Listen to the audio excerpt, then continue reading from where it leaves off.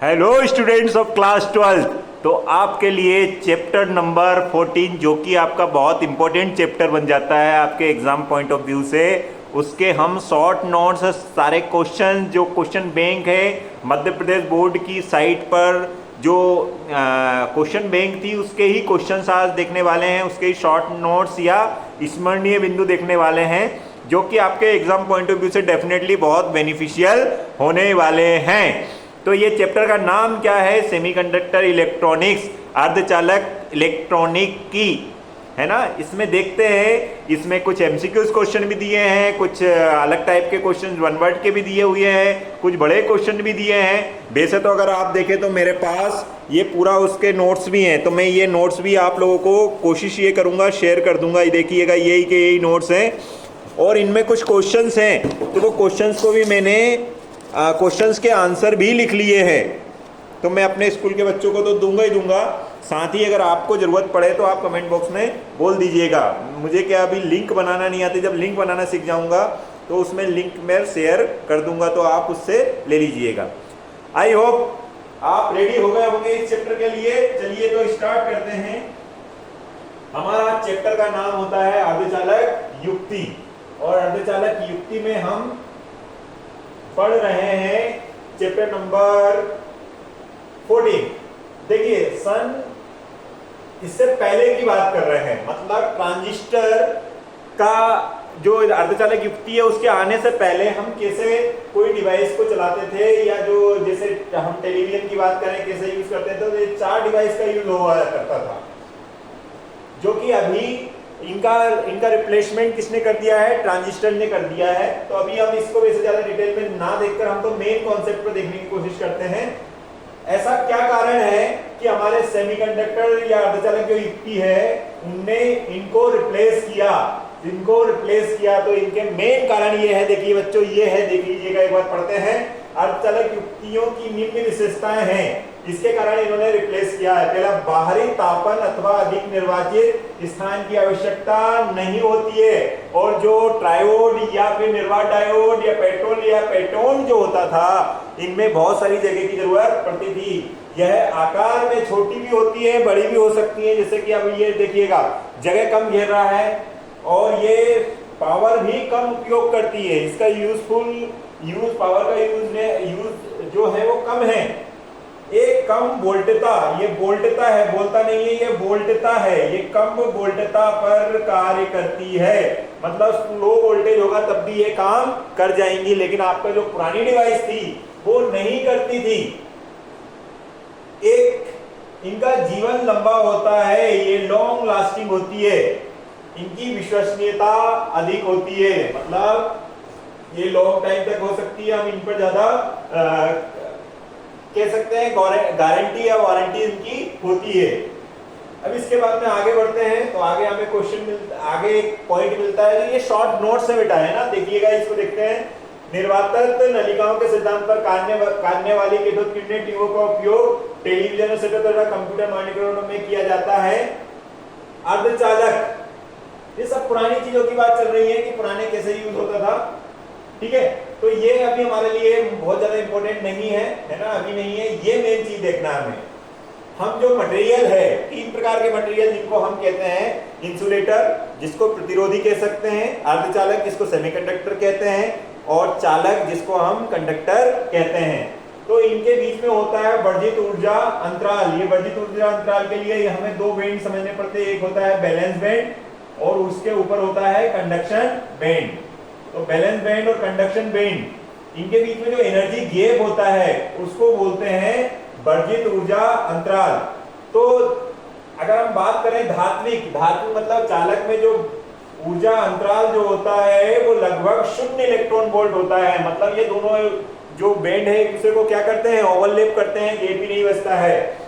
अर्धचालकों में ये गैप लगभग 1 इलेक्ट्रॉन वोल्ट का होता है, और कुचालकों मतलब प्रतिरोधों में या प्रतिरोधी जो पदार्थ होते हैं उनमें कितना होता है? तो उनमें 3 इलेक्ट्रॉन वोल्ट से ज्यादा होता है। निज अर्धचालक में अपद्रव्य मिलाने पर वह अर्धचालक प्राप्त होते हैं। मतलब जो निज अर्धचालक या शुद्ध अर्धचालक जर्मेनियम या सिलिकॉन या गैलियम आर्सेनाइड जो होते हैं उसमें हम कुछ प्रकार की इम्प्यूरिटीज मिला दें तो उससे हमें दो प्रकार के बाह्य अर्धचालक मिलते हैं जिसको हम एक्सट्रिंसिक सेमीकंडक्टर कहते हैं। एक होता है एन प्रकार का और एक होता है पी प्रकार का। एक होता है एन प्रकार का, एक होता है पी प्रकार का। तो किस प्रकार की अशुद्धि मिलाएं तो एन प्रकार का बाह्य अर्धचालक मिले और किस प्रकार की अशुद्धि मिलाएं कि वो पी प्रकार का मिले। तो 5 संयोजी तत्व मतलब जिसकी बाहरी कक्षा में 5 इलेक्ट्रॉन हो, अगर इसकी अशुद्धि मिला दी जाए निज अर्धचालक में तो आपको एन प्रकार का मिलेगा। इसी प्रकार से 3 संयोजी तत्व की अशुद्धि मिलाते हैं तो पी प्रकार का अर्धचालक प्राप्त होता है।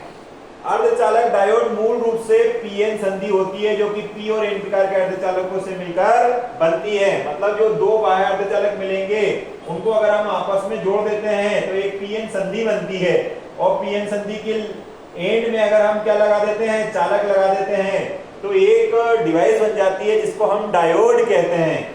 आगे देखेंगे हम डायोड के बारे में। तो आई होप यहां तक समझ में आया है। ऊपर देखते हैं थोड़ा सा।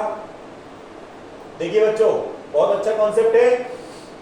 अर्धचालक युक्ति पीएन संधि डायोड की विशिष्टकारी की तरह कार्य करती है। ये बहुत इंपॉर्टेंट उपयोग है। अभी हम देखेंगे, क्वेश्चंस भी देखेंगे तब क्लियर हो जाएगा। तो पहले देखिए बेटा, रिक्त स्थानों की पूर्ति इसमें दी हुई है, जो क्वेश्चन बैंक है उसमें दी हुई है, उसको पहले समझ लेते हैं। ये 2022-23 की प्रश्न बैंक है। चलिए देखते हैं। अशुद्धियां रहित चालक को खालिस्तान अर्धचालक कहते हैं। भाई इसको बोलते हैं निज अर्धचालक या शुद्ध अर्धचालक भी बोलते हैं, या इसको शुद्ध अर्धचालक भी कह सकते हैं। निज अर्धचालक या शुद्ध अर्धचालक भी कह सकते हैं। निज अर्धचालक में खालिस्तान परमाणुओं का अपमिश्रण करने से एन प्रकार के अर्धचालक प्राप्त होते हैं। तो एन प्रकार के मिलाने के लिए कौन सा होना चाहिए भाई? 5 संयोजी तत्व। परमाणु कौन सा होना चाहिए? पंच संयोजी। कौन से होना चाहिए? पंच संयोजी। ध्यान दीजिए, एन की बात करें तो पेन मतलब पंच संयोजी। तो पंच संयोजी परमाणु की अशुद्धि मिलाने पर एन प्रकार के अर्धचालक होते हैं और त्रिसंयोजी की मिलाने पर पी प्रकार के होते हैं। नेट गेट में एंड गेट के साथ कौन सा गेट जोड़ा जाता है? तो इसमें हम नोट गेट को जोड़ते हैं। कौन से गेट को जोड़ते हैं? नोट प्लस एंड से मिलकर बनता है नेंड। कौन सा गेट बनता है? NAND gate. आगे पढ़ेंगे जब गेट्स के बारे में तो क्लियर हो जाएगा। अभी तो शॉर्ट में देखिएगा, आंसर्स लिख रहा हूं सिर्फ। सभी गेट खालिस्तान संख्याओं पर आधारित होते हैं। तो ये होते हैं 0 और 1 संख्या पर। इनको हम बाइनरी डिजिट बोलते हैं, बाइनरी डिजिट्स बोलते हैं या द्विआधारी संख्या बोलते हैं। बच्चों यहां तक समझ में आया कि नहीं आया ये बताइए। आई होप आ गया होगा। तो आगे बढ़ते हैं। तो देखिए अब हम आ गए हैं सही विकल्प पर। पी प्रकार के अर्धचालकों में होल्स बहुसंख्यक होते हैं और इलेक्ट्रॉन अल्पसंख्यक होते हैं। पी प्रकार में कौन होते हैं? क्या लिखा है? बहुसंख्यक होते हैं होल और इलेक्ट्रॉन होते हैं अल्पसंख्यक। अर्धचालक की ताप बढ़ाने पर इसकी चालकता बढ़ती है बच्चों, चालकता बढ़ती है।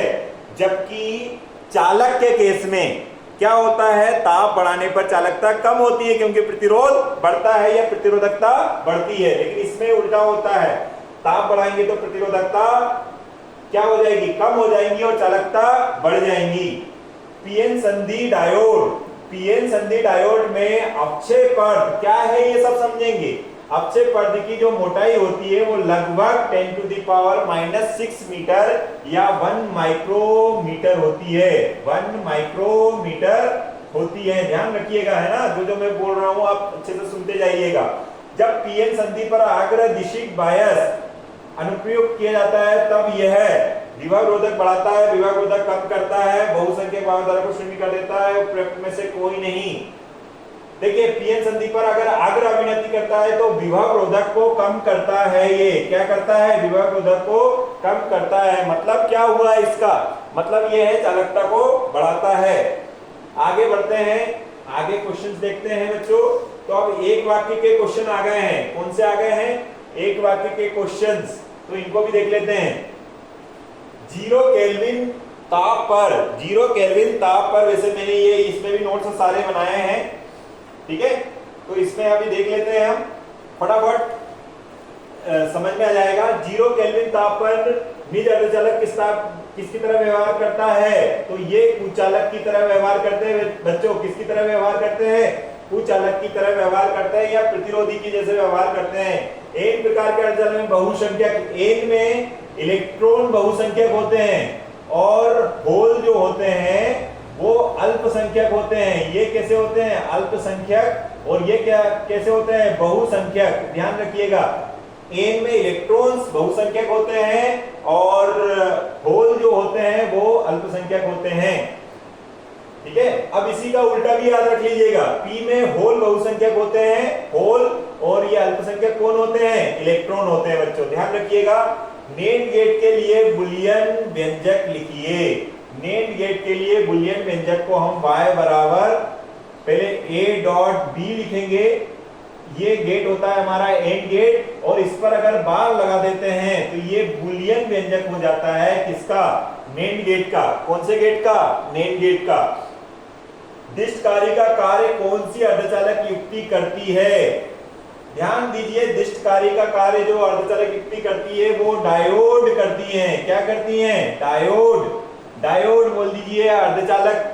डायोड जो होता है एक अर्धचालक डिवाइस ही है, वो इसका काम करती है। दो प्रकार के हम दिष्टकारी देखेंगे, एक हाफ वेव रेक्टिफायर, एक फुल वेव रेक्टिफायर।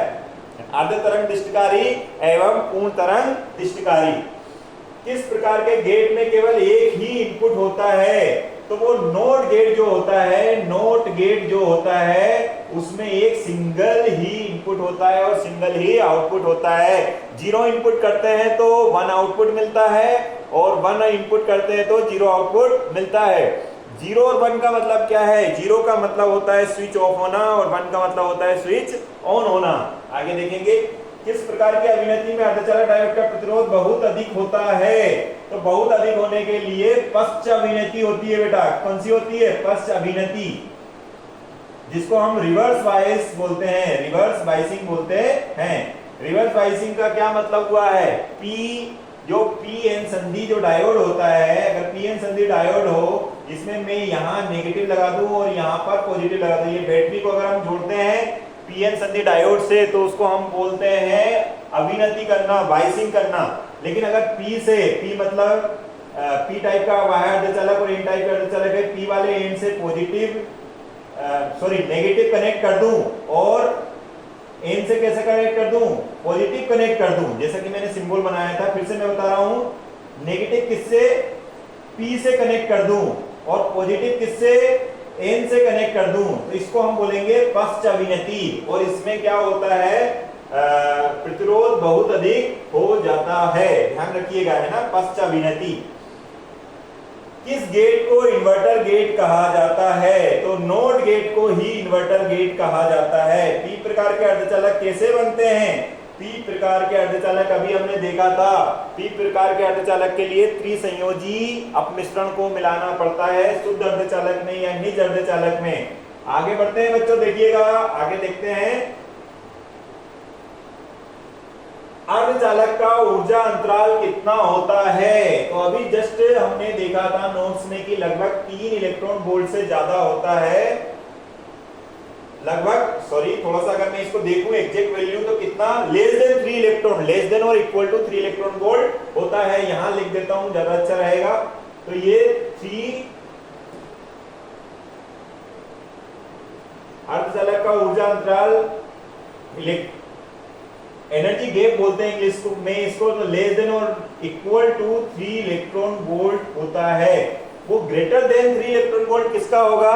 तो वो होगा आपके प्रतिरोधी का या फिर इंसुलेटर्स का। ठीक है, आगे बढ़ते हैं। सार्वत्रिक गेट कौन से हैं? नाम लिखिए। सब सार्वत्रिक गेट जो होते हैं वो नोर गेट एवं एंड गेट होते हैं, सॉरी नेंड गेट होते हैं। कौन से होते हैं? इसे सुन लीजिएगा, नेट गेट और नोर गेट। दोनों गेट्स को हम बोलते हैं सार्वत्रिक गेट, यूनिवर्सल गेट्स। अब हम प्रश्नों के उत्तर पर जाते हैं। 4 मार्क्स के जो क्वेश्चंस हैं, देखिए ये क्वेश्चंस अगर आप कर लेते हैं तो मुझे इतना बिलीव है कि आप लगभग 7 मार्क्स में से 5 मार्क्स तो आप पक्के से ले ही आ सकते हैं, और हो सकता है कि आप 7 में से 7 ही ले आए। प्रैक्टिस जरूरी है, पढ़ना पूरा है, एनसीईआरटी भी पूरा पढ़ें, लेकिन ये शॉर्ट नोट्स आप जब आपकी ऐसा लगे कि चैप्टर कंप्लीट हो गए तब आप इसको पढ़ें, ज्यादा अच्छा रहेगा। देखिए, ऊर्जा बैंड के आधार पर चालक, विद्युत रोधी या अर्धचालकों की व्याख्या कीजिए। देखिए बहुत सिंपल सी बात करेंगे, मैंने अभी बताया था, यहाँ नीचे होता है बैलेंस बैंड, है ना, बैलेंस बैंड, और ऊपर होता है कंडक्शन बैंड। अगर दोनों बैंड एक दूसरे को क्या कर दे, ओवरलैप कर दे, और एनर्जी गैप कितना हो जाए, 0 हो जाए, तो ये किसके आधार पर कर रहे हैं हम, ऊर्जा बैंड के आधार पर, ऊर्जा बैंड के आधार पर कर रहे हैं। तो ये इसको हम बोलेंगे चालक, चालक बोल सकते हैं, धातु बोल सकते हैं, कंडक्टर बोल सकते हैं, जो आप जैसा लैंग्वेज में समझना चाहें आप समझ सकते हैं। दूसरा अगर मैं बोलूं प्रतिरोधी की, तो प्रतिरोधी के लिए जो कंडक्शन बैंड जो होता है वो हमेशा ऊपर होगा। कंडक्शन बैंड कहाँ होगा, ऊपर, और बैलेंस बैंड किधर होगा, हमेशा नीचे होगा। अगर इनके बीच में जो ऊर्जा अंतराल जो है वो, या वर्जित ऊर्जा अंतराल है, अगर 3 इलेक्ट्रॉन वोल्ट से ज्यादा होगा तो वो होंगे इंसुलेटर। वो क्या होंगे बेटा, इंसुलेटर।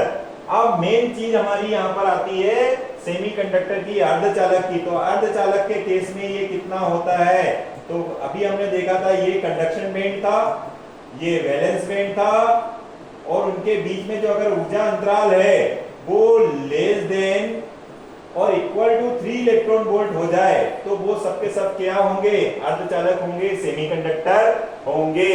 ऐसे देखिए हमने शॉर्ट में इसको व्याख्या कर दी, और भी इसके है कॉन्सेप्ट, लेकिन मेन कॉन्सेप्ट आपको मैं बता रहा हूँ, शॉर्ट में बता रहा हूँ। 4 मार्क्स में आपको ज्यादा लिखना पड़ता है, लेकिन मैं आपको एक बेसिक इंफॉर्मेशन इसमें दे रहा हूँ।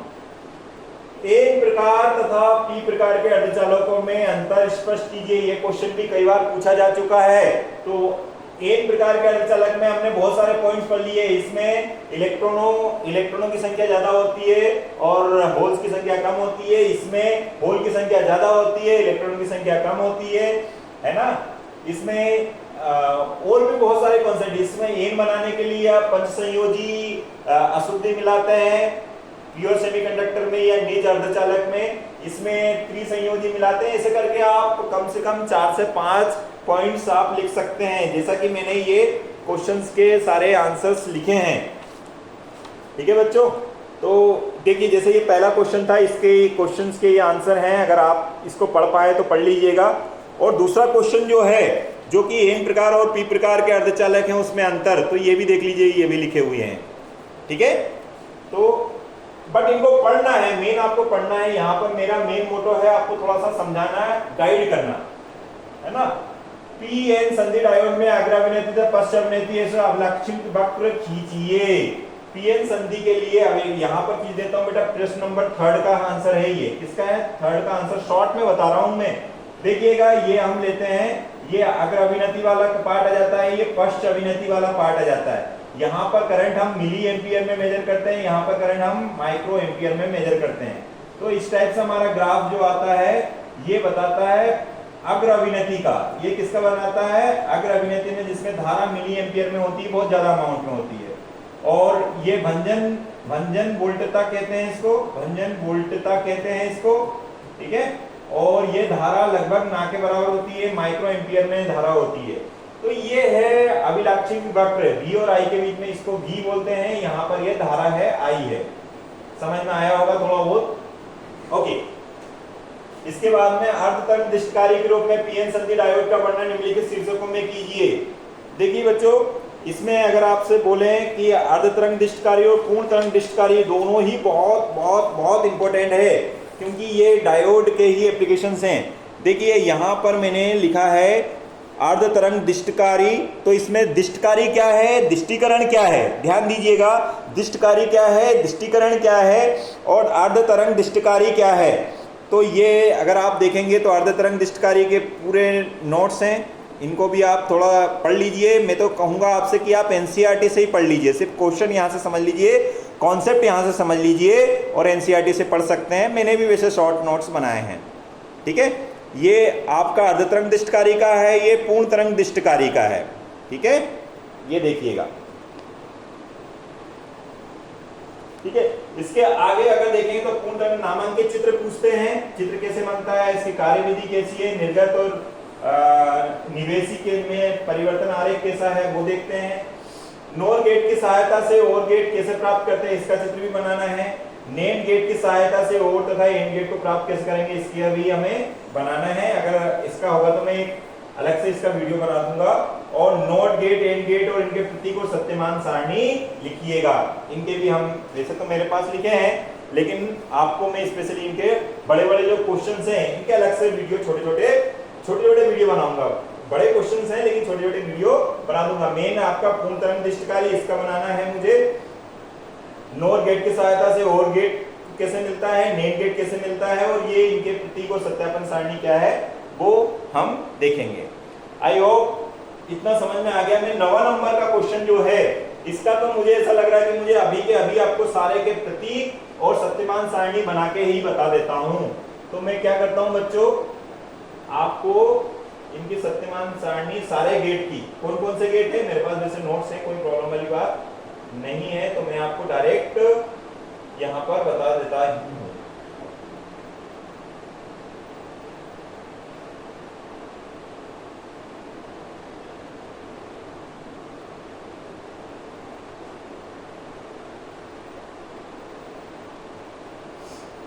जैसा कि आपका क्वेश्चन नंबर कौन सा है, क्वेश्चन नंबर जो लास्ट वाला हमने देखा था, लास्ट वाला क्वेश्चन देखा था सारे गेट के। देखिए क्वेश्चन भी मैं लिख देता हूं तो क्लियर आपको याद रहेगा, ठीक है बच्चों।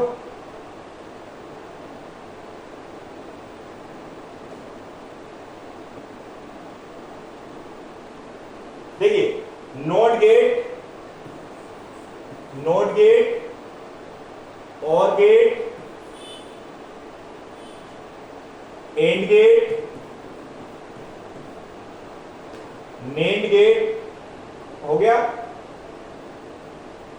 नॉट, और, एंड, नोर और एक आ जाता है आपका नेंड। कितने गेट दिख रहे हैं आपको? 5 गेट दिख रहे हैं। इनकी सत्यता सारणी एक इसकी ट्रूथ टेबल होती है वो देखेंगे हम, और इनके सिंबल प्रतीक कैसे बनते हैं तो प्रत्येक के प्रतीक देखेंगे। प्रतीक मतलब सिंबल कैसे बनते हैं वो देखेंगे, और इनकी सत्यता सारणी कैसी होती है वो देखने वाले हैं बच्चों। तो करते हैं स्टार्ट।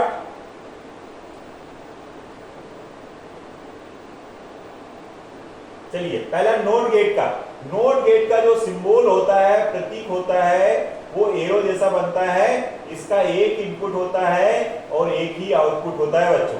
देखते जाइएगा। इसकी मैं सत्यता सारणी बनाऊं, सत्यता सारणी, ये लास्ट वाला जो क्वेश्चन था कि भाई सारे गेट के सिंबल बनाइए, प्रतीक बनाइए और उनकी सत्यता सारणी बनाइए, वो बता रहा हूं, है ना। बाकी क्वेश्चंस जो रेक्टिफायर है, दृष्टिकारी के हैं, उसके मैं बाद में आपको अलग से वीडियो बना दूंगा ताकि आप उनको अच्छे से पढ़ लें। तो सत्यता सारणी यहां पर हम लिखते हैं इनपुट, यहां पर लिखते हैं आउटपुट। तो इसके इनपुट में हम ए लेते हैं और आउटपुट में वाई ले लेते हैं। तो वाई होता है ए का बार। इनपुट हमारे दो हो सकते हैं, 0 इनपुट है तो आउटपुट आपका 1 मिलेगा, और 1 आउट इनपुट है तो आउटपुट 0 मिलेगा। ये किसकी सत्यता सारणी हो गई बच्चों? नोट गेट की। किसकी हो गई? नोट गेट की। अब मैं दूसरे की सत्यता सारणी बताता हूं आपको, कौन से गेट की? और गेट की। पहले क्या बनाना चाहिए मुझे? सिंबल बनाना चाहिए, प्रतीक बनाना चाहिए। चलिए प्रतीक बना लेते हैं। तो और गेट को बनाने का ये तरीका होता है, इस टाइप से होता है इसका।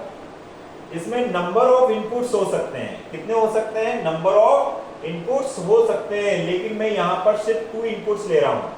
तो मान लीजिए एक इनपुट ए है, एक इनपुट बी है, तो इसको लिखते हैं ए और बी। प्लस को यहां पर और से प्रोनाउंसिएट किया जाता है। इसकी सत्यता सारणी देखते हैं। सत्यता सारणी कौन से गेट की, और गेट की। तो यहां पर आ जाएगा आपका इनपुट्स और यहां पर आ जाएगा आउटपुट। आउटपुट एक ही होगा, या तो 0 होगा या 1 होगा। इसमें ए इनपुट और एक दूसरा इनपुट बी है, और y आपका मिलेगा ए और बी के फॉर्म में, है ना। 0 0 1 1 कितने वे में हम इनपुट दे सकते हैं, तो 0 0 1 1 ऐसा लिख सकते हैं। 0 1 0 1, 0 और 0 से आंसर हमारा 0 बनेगा। 0 1 से क्या मिलेगा, 1 मिलेगा। 1 और 0 से 1 मिलेगा, और ये से मिलकर 1 होगा। 2 नहीं होगा, ध्यान रखिएगा, 1 ही होगा। इसका मतलब होता है स्विच ऑन होना, इसका मतलब होता है स्विच ऑफ होना। तो ये आपने सत्यता सारणी देख ली है किसकी, कौन से गेट की, और गेट की। अब तीसरा गेट देख लेते हैं बच्चों।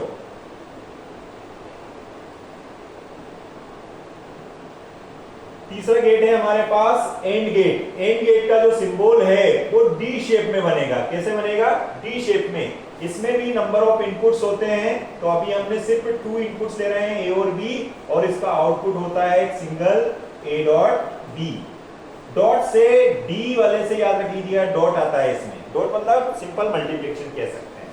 इसकी सत्यता सारणी देख लेते हैं। सत्यता सारणी, सत्यता सारणी। इसके भी इनपुट्स बहुत सारे होते हैं, मल्टी इनपुट्स हो सकते हैं, और आउटपुट सिंगल ही होगा, या तो 0 होगा या 1 होगा। ये ए है, ये बी है, और ये वाई ए डॉट बी है। 0 0 1 1 0 1 0 1। आंसर देखिए 0 0 0 और 1। ठीक है, ये कौन से गेट का हो गया, एंड गेट का। अब नेक्स्ट गेट देखते हैं बच्चों। नेक्स्ट गेट है हमारे पास नॉर गेट।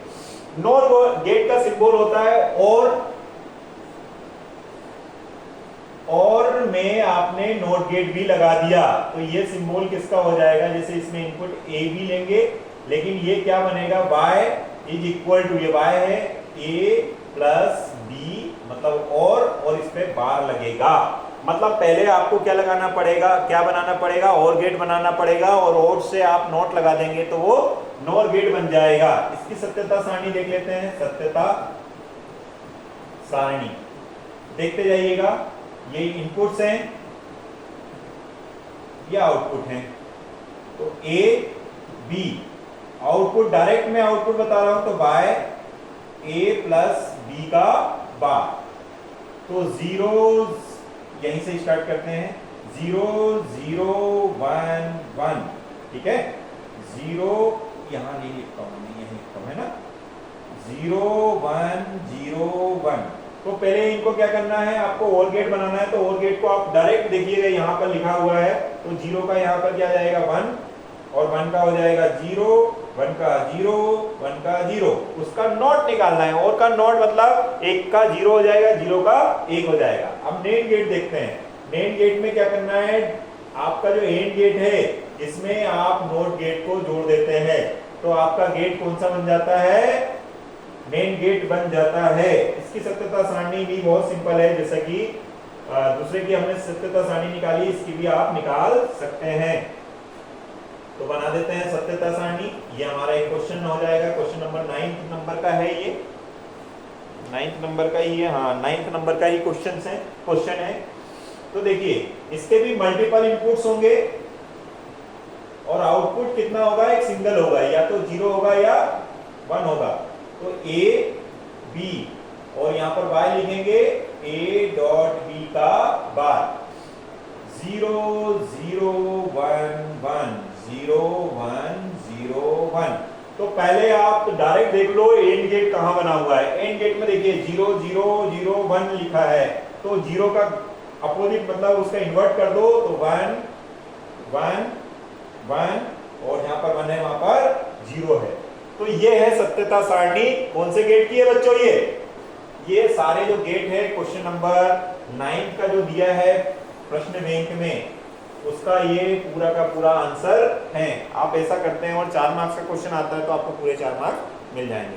आई होप आज का वीडियो आपके लिए थोड़ा बेनिफिशियल रहेगा। क्वेश्चंस का पैटर्न समझ लीजिए, पढ़ने के लिए आप एनसीईआरटी फॉलो कर सकते हैं, और कुछ जो क्वेश्चंस हैं जो मुझे ऐसा लग रहा है कि आपको एक्सप्लेन करना चाहिए टॉपिक पर, तो मैं जैसे भी टाइम मैनेज होगा वैसे मैं आपको इसके वीडियो बना दूंगा। जैसे मुझे स्पेशली वीडियो किसके बनाना है, पीएन संधि डायोड का अभिलाक्षिक वक्र कैसे खींचते हैं, उसकी कार्यविधि क्या होती है वो बताना है, और दिष्टिकरण किसका कहते हैं, दिष्टकारी क्या होते हैं, पूर्ण तरंग दिष्टकारी क्या है, अर्ध तरंग दिष्टकारी क्या है, ये इसके बारे में बताना है। अगर ये हो जाता तो हमारा ये पूरा चैप्टर ही अच्छे से समझ में आ जाएगा। Thank you.